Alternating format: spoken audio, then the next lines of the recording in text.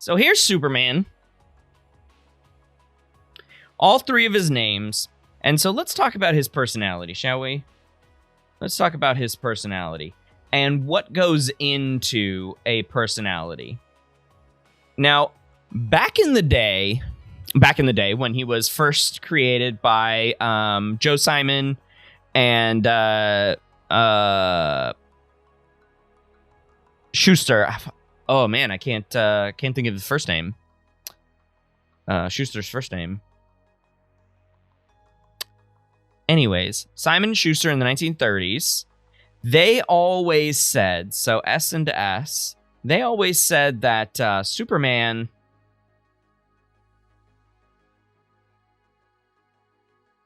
was the main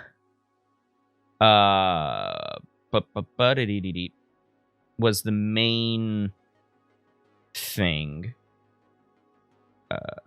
identity. So we'll say ident. Okay. And then that Clark was the alter ego, which I think is good. So Simon and Schuster, yeah. Siegel and Schuster, sorry, Joe Siegel. It's not Simon and Schuster, that's a publishing company. So Siegel and Schuster said that Superman was the main identity and Clark was the alter ego. But actually, I want to flip that on its head a little bit. I'm actually going to say that Superman's personality comes from Clark. Clark is the main personality, not Superman. Okay? So, what do we want to say about him? Well, the first thing that you want to do when talking about a superhero, or any person really, is to identify their attachment style. Should be an H. Attachment style. So, we have Bowlby.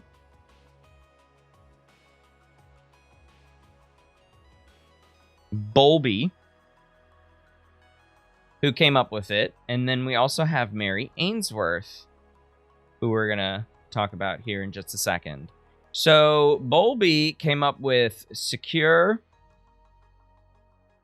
anxious, and we talked a little bit about this on another episode of the Psychology of Superheroes. Secure, anxious, and avoidant. An A. Let's redo that. Avoidant. Okay. I keep making it so my N's look like M's. So we have these three. Mary Ainsworth developed the Strange Situation, which I'm going to show everyone in just we're going to look at a video here. Strange Situation. To test what kind of attachment a baby might have. So you put the baby in a strange situation, and there you go. You figure it out. Now, here's what that looks like. Studying attachment is not straightforward. One way is to observe the children in the home setting, relating to mother, father, or other children. But can the essential elements of home life be translated into a standard laboratory setting for controlled scientific study? After conducting so this is in the Netherlands. So they're speaking Dutch to each other. A student of Bowlby's, Mary Ainsworth, devised such a procedure called the Strange Situation, which places the child under some stress. It has become the most widely used, standardized way to assess the quality of a child's attachment to their caregiver.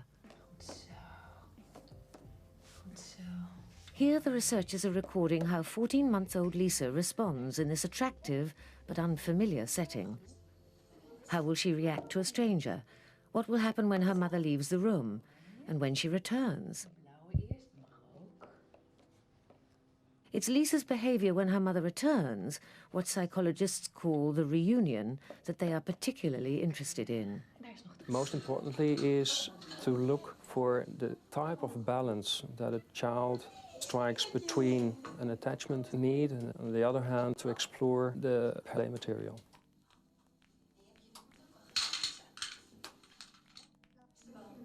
Once Lisa has settled down to play, a stranger enters the room and sits in the chair reading a magazine.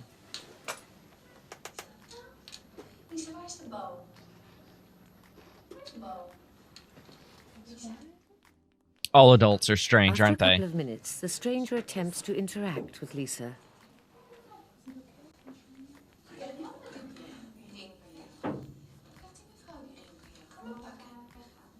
Soon after, Lisbeth gets a cue to leave the room.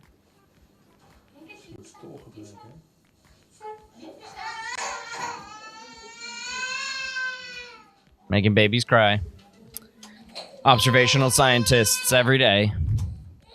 The stranger tries to comfort Lisa, but in vain.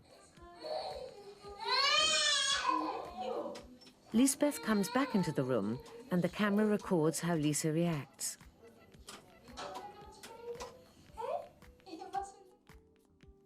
That's called the Now the first reunion, part of the procedure right? is over, and Lisbeth settles Lisa down again. The stranger leaves them alone together.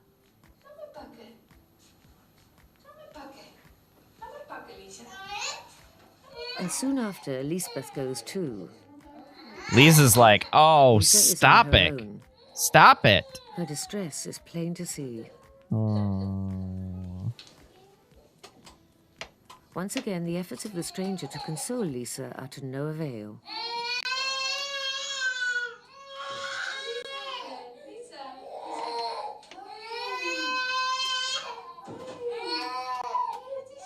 But Lisbeth manages to calm her almost at once, and shortly afterwards the observation ends. Mm-hmm.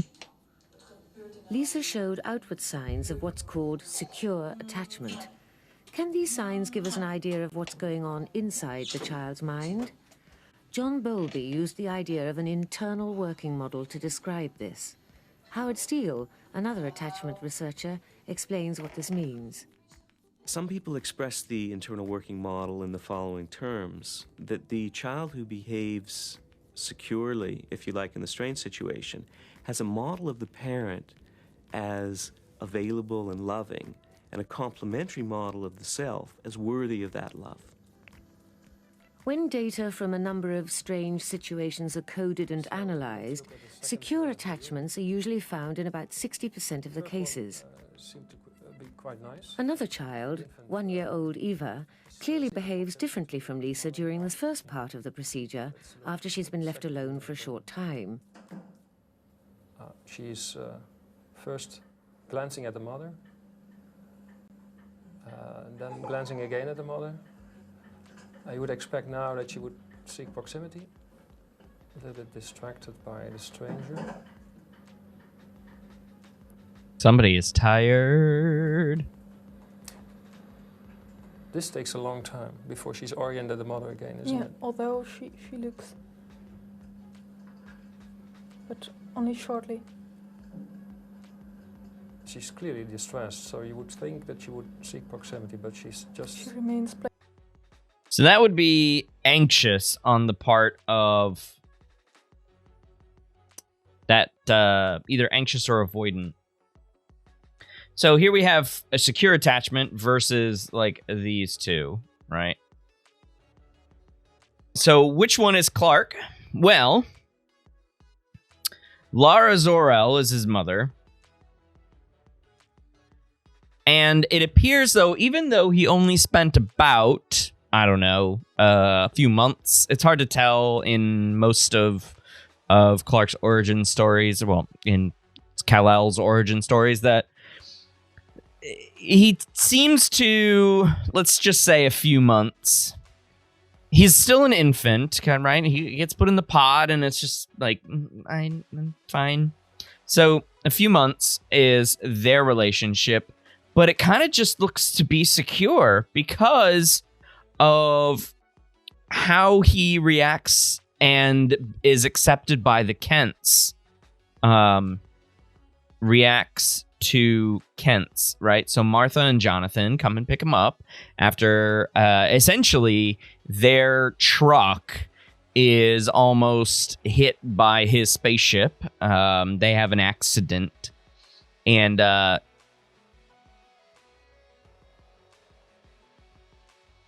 get out and they're like, "Who's this baby? This is this baby. Who's this baby?" Right? So we're going to go with secure on this one. So he's got a secure attachment. Okay. So he's got a secure attachment. Now, what about his temperament?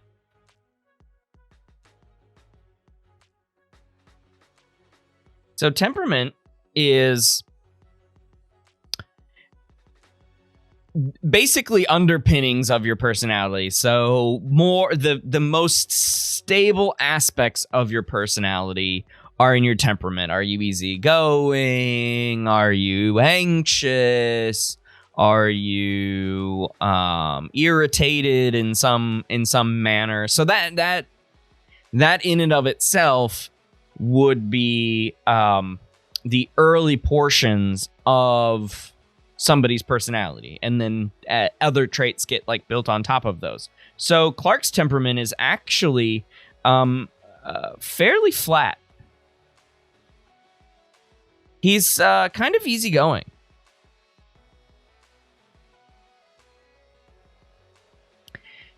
In the sense that he doesn't get flustered too much.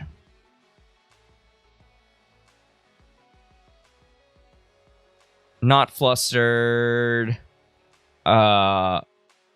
Even keel. Calm.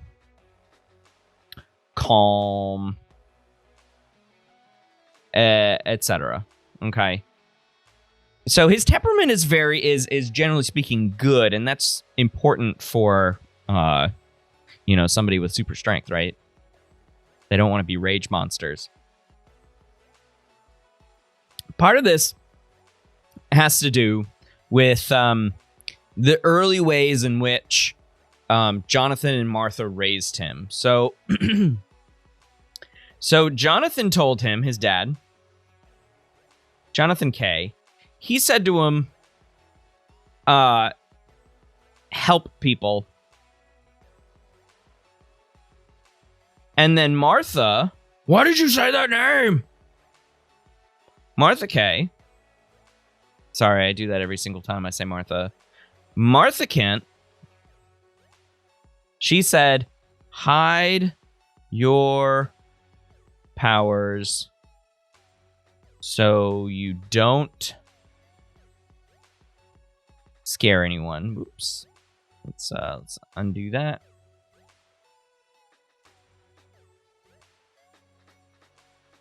Scare anyone. Which led, obviously, this idea was that he wasn't allowed to do anything that would reveal his powers. He got admonished when he did reveal his powers. Like saving people, like saving Lex or something like that from a car crash in Smallville. Jonathan was always like, yo, you can't do that. You can't do that. Which is why he developed Superman in the first place. And he didn't know his name was Kal-El, I guess, until he decided Superman. So they kind of worked backwards on that one as far as the publication is concerned. So, yeah.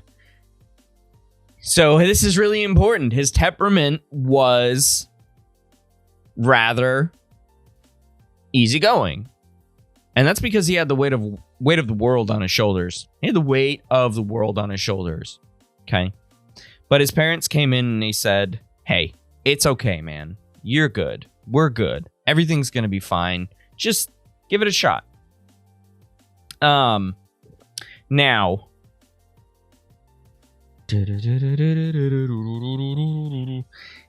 Oh, yeah. Fussy or difficult. Those are the words that I was looking for.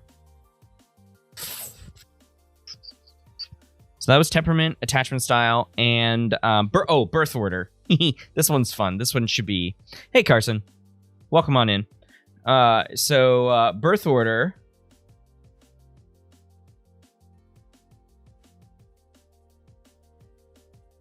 So birth order here. Firstborn versus secondborn.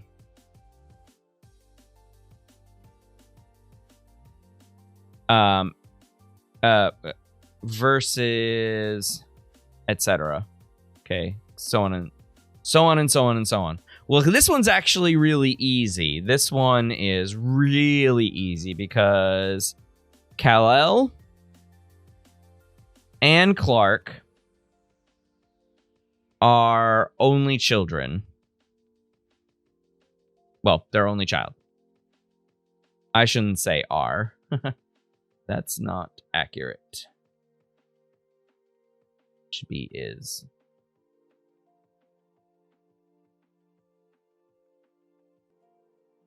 So it irrelevant. Which is nice, which is good. And then what was the last thing that I wanted?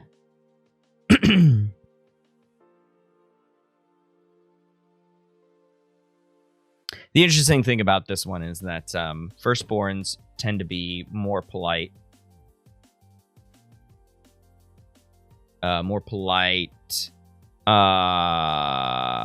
Assertive, and dominant.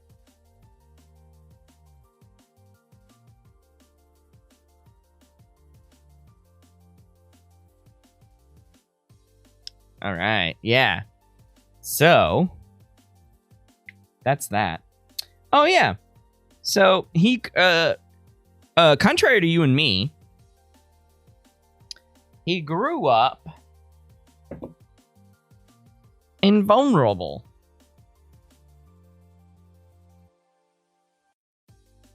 Growing up invulnerable. There we go. You gotta spell it sometimes, you know? Growing up invulnerable. Wow, what was that line? Growing up invulnerable. Doesn't get sick.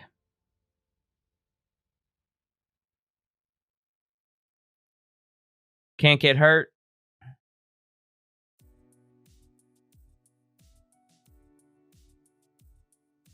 Does his chores on the farm.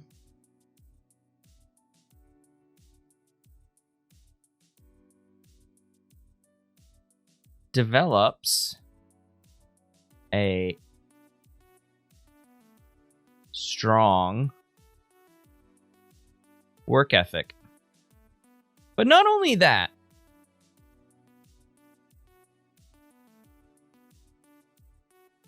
he also has to learn some constraint.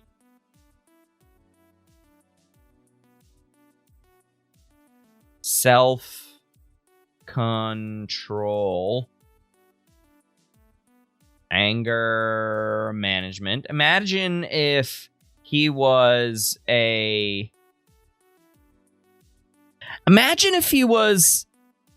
like an angry dude.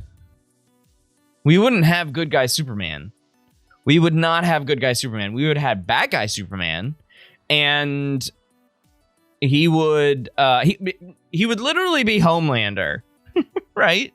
So he has to learn self-control, anger management, how to use his powers, secretly. Hey, D. Schultz. Welcome in. It's been a long time since you don't have any classes with me. It's been a long time. Sounds like Brightburn. You know what? I don't recognize that name. Who's Brightburn? Oh, right. So Clark Also, I'm going to draw an arrow here as far as my he goes. That's my he. Well, I'm glad you're catching them here and there. Glad you're catching them here and there. Good on you. Good on you. So not only does he have to learn self-control and anger management, he has to also learn a ton of humility, right? So there's a storyline when they finally, when Siegel and Schuster work on his backstory, you know, and they go to Smallville and they show this is how your Superman grew up. He grew up as Clark Kent and on a small town in Kansas on a farm, blah blah blah. There's a storyline there, and this is also in Smallville, the TV show, which is one of the best TV shows that have ever been created, and I will literally fight anyone who has anything bad to say about that show, except for Allison Mack and Nexium.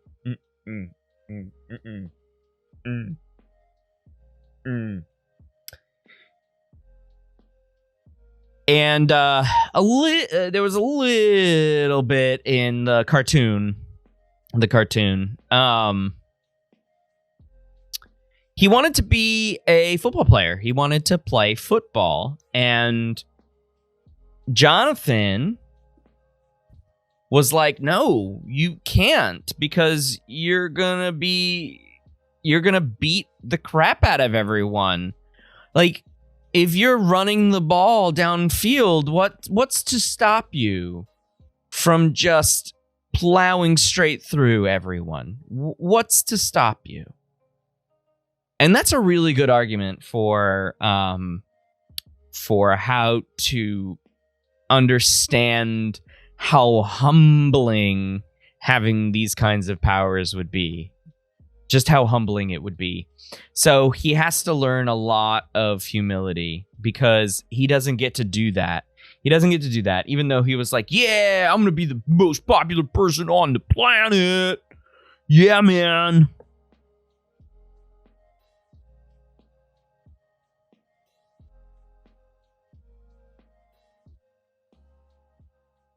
And so he has to adopt this meek and mild persona.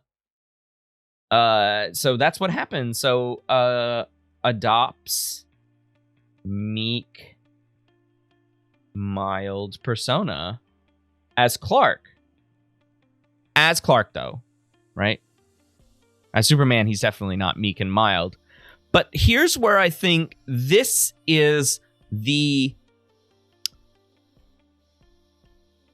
aspect of why I think Clark is the main personality and Superman is just the added awesome. Because in order for him to fit in,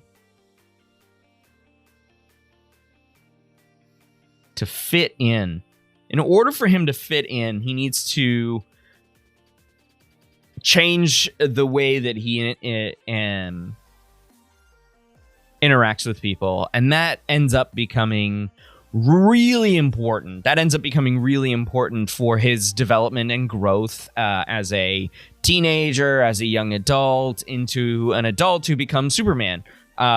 Ignoring the Superboy line that prior to this, like, he was Superboy, and then there was a second Superboy. Like, we're not. I'm definitely not going into all of that. No, he doesn't become Superman until he's an adult, or at least a young adult, and he puts on this invulnerable. Even though he's really not invulnerable, he puts on he is invulnerable. I'm sorry. Well, he technically is not 100% invulnerable because kryptonite's a thing. All of the different kinds of kryptonite. But I think the humility aspect, the humility arrow, is what makes him a better person, just rounded. Because he, even when he gets to act invulnerable as Superman, he still has this like, I'm not gonna kill my, except if it's Zod in Man of Steel. I'm not gonna kill people. I'm gonna do the sacrifice play. The sacrifice play is like where it's at, all of that stuff, right? And I think that all comes from Clark, not from Superman. It all comes from Clark. By the way, Brightburn is an altered Superman where he becomes evil instead of good. It's an interesting movie. Oh. Yeah, cool. So that's growing up invulnerable. Growing up invulnerable.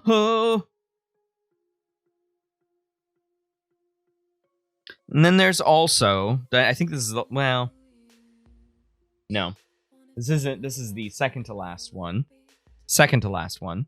So, moving down here, just a smidgery do. Gifted. This one's a little strange.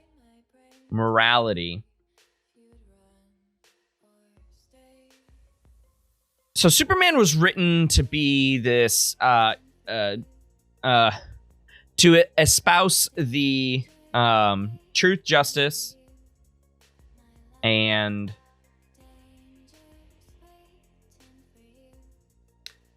the American way. I don't know why I keep doing that.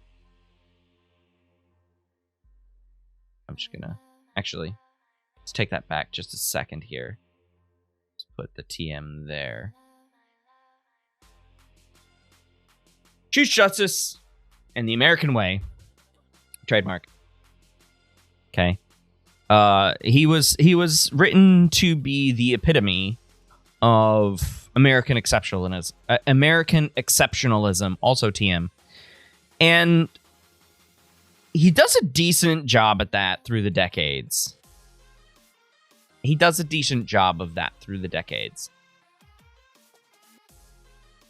But he maintains this, like, moral superiority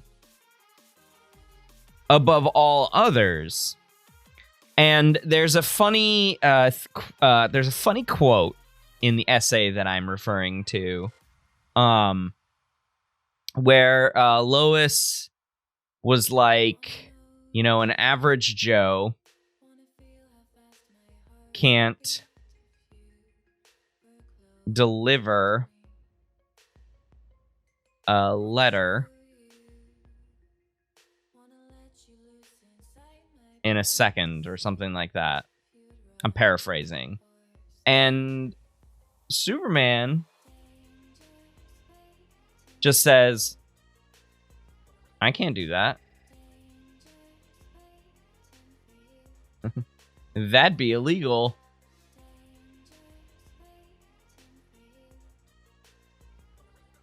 And then Lois is like, why?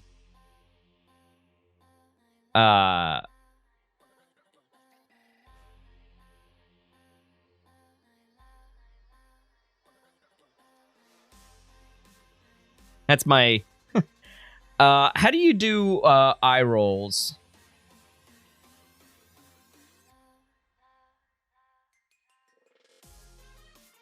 There we go. No, this just looks like regular eyes staring back. Okay, she was rolling her eyes. She was like, I don't... Why? Just, this is stupid. Because he's just so above everyone else. I should say that this is from Rosenberg.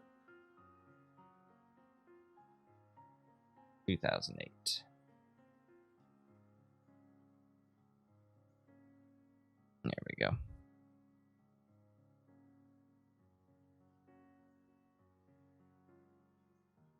Okay, so that's gifted morality. And then the last one, as far as Superman's personality goes, is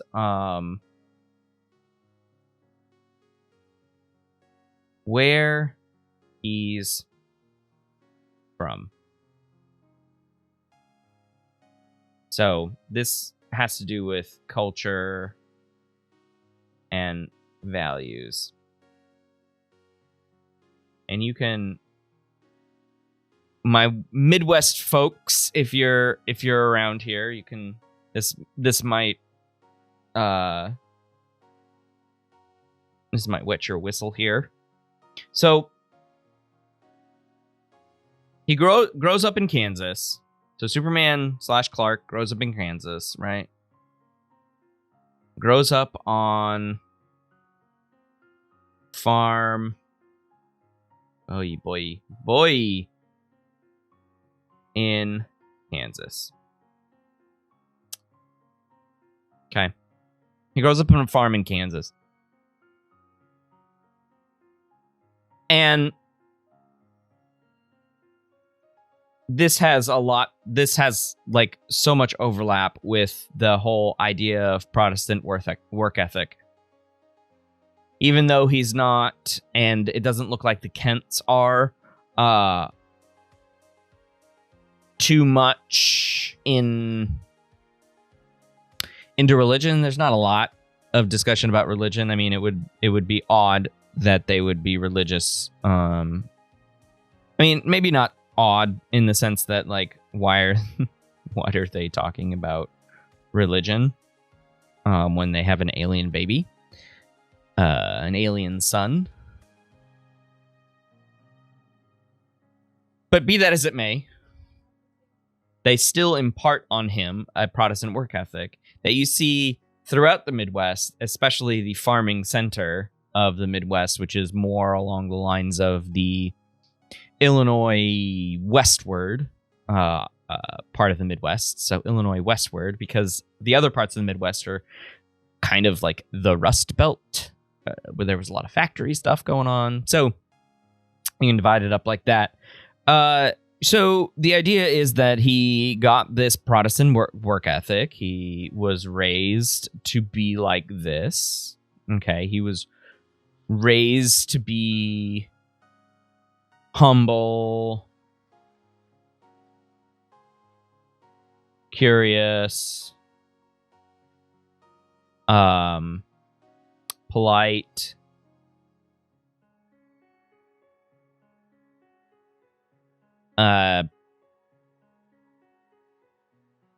grateful. There we go. That's what I was looking for. Grateful.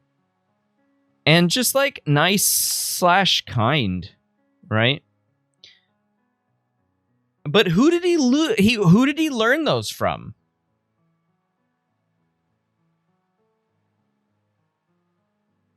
He learned them from the Kents. J and M Kent.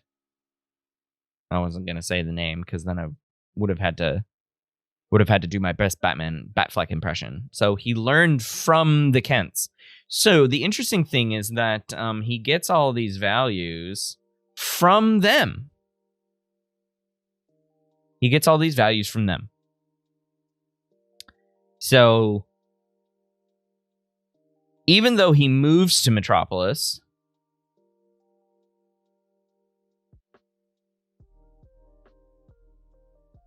he's not from Metropolis.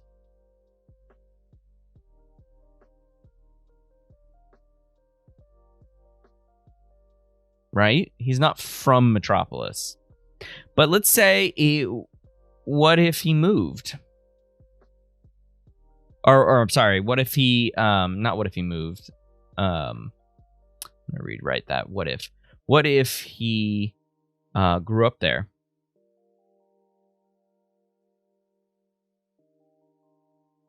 Would he be different?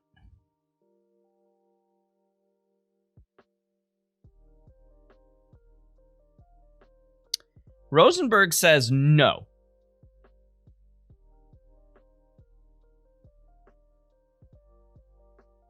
And he says no because the Kents are who raise him. The Kents are who raise him. So even if they raise him anywhere else, he's still going to be the same kind of guy. I'm going to disagree just a smidgy-didgy on that one. Because if you grew up in New York City, You wouldn't be getting this. Okay, I think this is crucial. I think that one's crucial. You wouldn't be getting it. So more or less he would be the same guy, but would he feel like he needed to be a I don't know.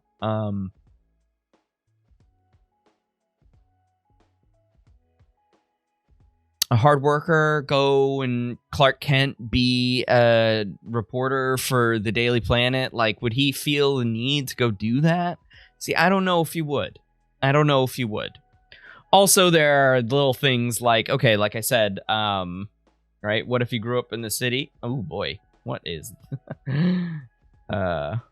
Excuse you.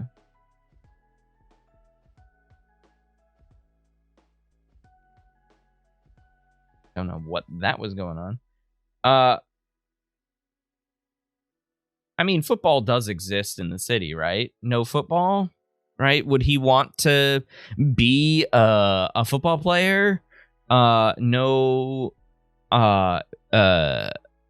small town friends, maybe. So these are things that define him. He can be he could be not noticed. Like hide in the woods, like literally not noticed. Not sort of the de-individuation, not noticed, which would be like, living in a huge city. So that would be my takeaway on that one. Please let me know your thoughts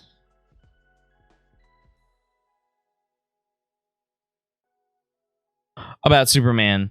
What do you think? Do you think Superman is the main ego, or is it the alter ego?